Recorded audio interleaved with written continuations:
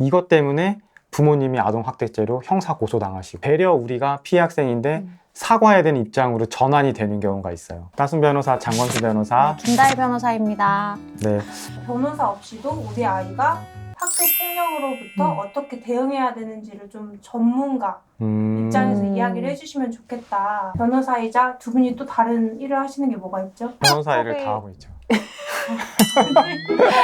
학폭위 위원장이잖아요. 네. 아, 학폭이. 이거는 흔치 않다고 아, 네, 맞아요. 알고 있어요. 네. 궁금해하는 것도 다 댓글로 해가지고 탈탈 질문들이 저희 이거 진짜 잘할 수 있잖아요. 그쵸. 네. 빠삭하죠. 하루 종일 말할 수 있는데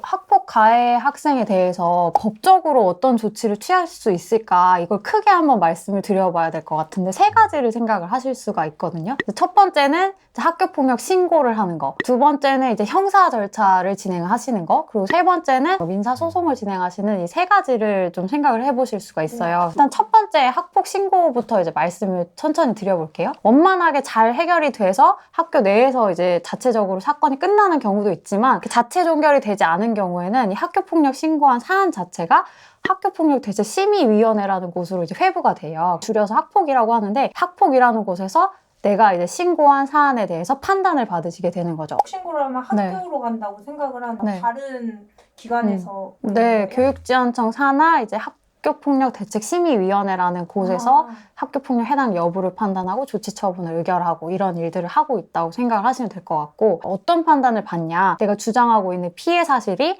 학교폭력에 해당하냐, 학교폭력이다 그러면 이 부분에 대해서, 이 행위를 한 가해 학생에 대해서 어떤 그러면 조치 처분을 내릴 것인지, 어떤 손도를 할 것인지를 이제 의결을 하고, 피해 학생도 받은 피해에 대해서 이제 어떤 부분 도와줘야 될 부분이 있을 수 있잖아요. 어떤 보호 조치를 내릴 것인지를 이 학폭위라는 곳에서 심의를 하고 이제 의결을 하면 이제 교육지원청에서 최종 처분을 그에 따라서 내리는 거라고 생각을 하시면 될 것 같아요. 신고를 하면 어떤 벌들을 받나요? 그러니까 학교폭력에 해당한다는 판단을 받게 되면 1호에서 9호까지의 이제 조치 처분이 이제 법에 규정이 되어 있어요. 그래서 가장 낮은 1호 처분 같은 게 이제 서면 사과하는 거. 마지막 이제 퇴학인데, 이제 의무교육 대상인 경우에는 퇴학 처분까지는 아니고 그 전에 이제 전학 처분이 가장 수익이 높은 처분이라고 생각하시면 될 것 같아요. 두 번째로 이제 형사 고소를 하실 수가 있어요. 모든 행위가 학교 폭력에 해당하면서 범죄까지 해당하는 거는 아니거든요. 형사 절차라는 거는 이제 어떤 행위가 범죄에 해당하는지 여부를 이제 판단을 하고, 범죄에 해당한다면 그 상응하는 이제 형벌을 내려야겠죠. 이제 그것들을 판단하는 이런 절차라고 생각을 하시면 될 것 같고, 세 번째로 이제 민사 같은 경우에는 쉽게 생각하시면 이제 손해배상을 받으시는 그 절차를 생각하시면 될 것 같아요. 내가 이제 심적으로 고통당한 부분을 이제 금전으로나마 이제 위자를 받아야 될 건데, 그럼 위자료에 대한 부분이라든지 그것을 위해서 노력하는 절차가 이제 민사소송 절차다. 그럼 내가 학폭을 당하면 이 세 가지 다 하면 좋은 거 아니에요? 모두 다 진행하실 수 있다면 좋기는 한데, 진행하는 데 있어서 굉장히 많은 시간을 필요로 하고 또 비용이 발생을 하기 때문에 이제 실익을 따져서 나에게 필요한, 또 우리 아이에게 필요한 절차는 무엇인지를 또 고민한 후에 절차를 밟아 나가시는 것이 필요하다고 말씀을 저는 드리는데, 일단 가장 많이 하시는 건 학폭 신고를 하시고 거기서 이제 필요한 보호 처분과 이제 선도 조치를 받는 거, 요걸 이제 하시는 부분이 가장 많고요. 어떤 절차를 꼭 진행하셔야 된다 이런 것보다도 우선 가장 신경 쓰셔야 하는 부분은 우리 아이의 의사를 먼저 확인해 보시는 거, 그게 가장 중요하다는 걸 먼저 꼭 말씀을 드리고 싶고요. 일단 학폭 신고하시기 전에 꼭 아이하고 진지하게 대화하는 시간을 갖는 게 필요하다고 생각하는데요. 아이는 학교폭력 신고를 원치 않는데 부모님이 해야 된다고 생각을 하셔서 방문하는 경우도 종종 네네. 있으세요. 변호사님, 아이가 원하지 않으면 찾아와서 와도 돌려보내나요? 그럴 수밖에 없어요. 왜냐면은 그 뒤에 일어나는 절차들이 다 아이가 해야 되는 거예요. 심의위원회 가서 진술하는 것도 아이가 해야 되고, 학생왕에서 쓰러 선생님한테 가서 쓰는 것도 다 아이가 해야 되는데, 그걸 부모님이 대신해 줄 수 있는 부분도 아니고, 또 이 사건에서 가장 처분의 효과를 받는 아이는 바로 우리 아이이기 때문에 부모님이 그냥 혼자 독단적으로 정할 수 있는 부분은 아니라고 생각이 들어요.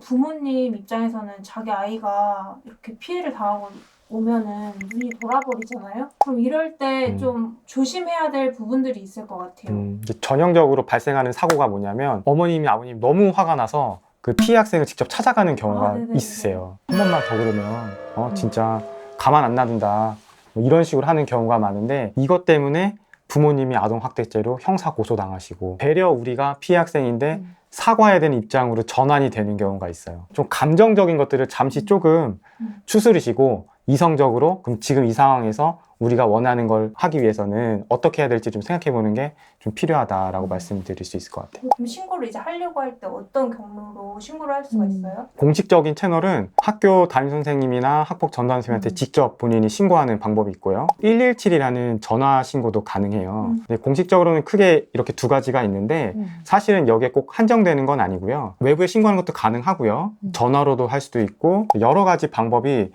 다 그냥 가능하다고 생각하면 될 것 같아요. 댓글들 보니까 그 학교가 좀 못 믿어서 외부에다가 좀 이렇게 하는 것도 가능한지 뭐 이렇게 댓글들도 있더라고요. 어떤 경로든 간에 그 절차상 하자가 있는 건 아니다. 이제 외부에다 신고를 해서 학교폭력 접수가 되든 학교에 신고를 해서 접수가 되든 큰 차이가 없다는 거를 좀 아시는 게 필요할 것 같아요. 왜냐하면은 외부에다 접수를 했다. 네. 그러면 외부에서 조사하고 그걸 사안의 실체를 파악하는 절차가 이루어지는 게 아니고 학교에 이런 신고가 접수가 됐다라는 게 통지가 가고 학교에서는 교육지원청에 이러이러한 학교폭력 신고 사안이 접수가 됐다는 것을 전산으로 알리고 그 사안 조사라든지 일련의 절차들이 어느 통로로 신고가 접수됐던 간에 마찬가지라서 굳이 꼭 외부에다 해야지 뭐 어떤 더 객관성이 보장이 되고 이런 거는 전혀 아니다. 그런 부분이 조금 더 염려가 되신다고 하면은 저희가 추천을 드리는 거는 자기의 신고 사안을 서면으로 그러니까 종이에 잘 써서 제출하는 게 훨씬 더 도움이 많이 될 것 같아요. 말이라는 거는 전달하는 사람도 생략해서 말하는 부분이 있을 수 있고 제대로 이해를 잘 못했을 가능성도 있기 때문에 자기의 의사를 서류로 남겨서 명확하게 표시한 신고서를 접수하는 게 가장 큰 도움이 될 것 같다. 지난번 콘텐츠에서도 서면 신고 양식이 따로 없으나 네. 어떤 게 들어가야 된다고 말씀을 해주시긴 했거든요. 네. 뭐 일단은 학생들이 가장 많이 이제 잘 모르거나 실수하는 부분이 신고서를 쓸 때나 뭐 학생 확인서를 쓸 때 너무 축약해서 쓰는 경향이 있어요. 육하 원칙에 따라서 사실관계를 좀 자세하고 풍부하게 쓰는 게 좀 필요하다고 좀 말씀을 드리고 싶어요. 그리고 그 학생들 사이에서도 똑같은 행동이라고 하더라도 어떤 상황에서는 이게 학교폭력이 되는데 어떤 상황에서는 이게 학교폭력이 아닐 수도 있거든요. 학생들의 관계가 굉장히 중요해요. 그럼 예를 들어서 이렇게 말했다고 쳐요. 원래 그렇게 말하고 놀았던 사이면은 그게 학교폭력이 되는 건 아니에요. 근데 그 학생을 어떤 모욕하려는 목적으로 그런 말을 했을 때는 학교폭력이 되는 거거든요. 나중에 그 자료를 보고 실제로 판단하는 학교폭력 대책심의위원회 심의위원들은 그 사실을 전혀 모르기 때문에 조금 자세하고 풍부하고 상세히 좀 설명해 줄 필요가 있다. 저희가 뭔가 신고를 할 때 꼭 네. 증거가 있어야만 하는지도 궁금할 것 같아요. 증거가 있어야지 신고를 할 수 있는 건 전혀 아니에요. 증거라는 게 없이도 학교폭력이 인정되는 경우가 있을 수도 있어요. 이렇게 학교폭력 사안 조사를 하는 과정에서 증거자료를 수집하지 못했다 하더라도 가해 학생이 자백할 수도 있고 또 다른 증거들이 그 나중에도 충분히 수집될 가능성이 있기 때문에 증거가 없어서 못하고 있다. 그것 때문에 꼭 단념할 문제는 아니라고 좀 보는 게 좋을 것 같아요. 내가 만약에 증거가 없는 상황이라고 한다면 어쨌든 그걸 최대한 찾아보려는 노력은 끊임없이 기울여야 하는 거고 정말 증거가 없어. 그럴 때는 내가 이 일을 직접 경험한 학생이기 때문에 나만 알 수 있는 어떤 부분이라든지 그런 디테일한 부분을 제3자가 판단을 하는 거기 때문에 잘 설득하면서 얘기할 수 있도록 그런 것들을 계속 고민해 나가는 과정은 필요할 것 같아요. 또 단념하게 되는 게 나는 폭력이라고 생각하지만 걔는 학교 폭력이 아니라고 생각할 수 있을 것 같은데 나는 생각 많이 할 것 같아요. 1차적으로 학교폭력인지 아닌지는 그 피해 학생을 기준으로 판단하는 게 맞아요. 남학생들이 바지를 벗기는 장난을 많이 쳐요. 저희도 요중인데 그런 게 있었어요.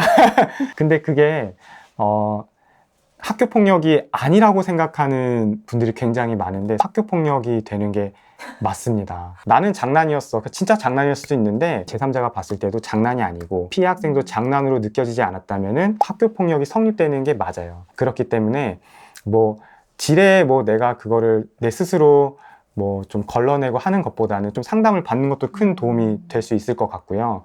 그 학생과의 이제 관계라든지 여러 가지를 좀 종합해야지 학교폭력인지 아닌지 좀 판단할 수 있는 경우가 대부분이라서 그 사실관계의 여하에 따라 충분히 달라질 수 있는 문제다. 그러니까 좀 그거를 제3자 입장에서는 봤을 때 이게 학교폭력일까 아닌가 좀 생각해 보는 게 도움이 될 것 같아요. 진술서 아무도 안 써주려고 하는데 어떡할까요? 일단 뭐 방법이 없는 건 아니고 그리고 학교폭력대책심의위원회는 내가 하고 싶은 말을 쫙 이렇게 하고 나오는 그런 자리가 전혀 아니에요. 무료로 해드리는 말씀들을 정리해드리는 거니까 큰 도움을 좀 받으셨으면 좋겠다.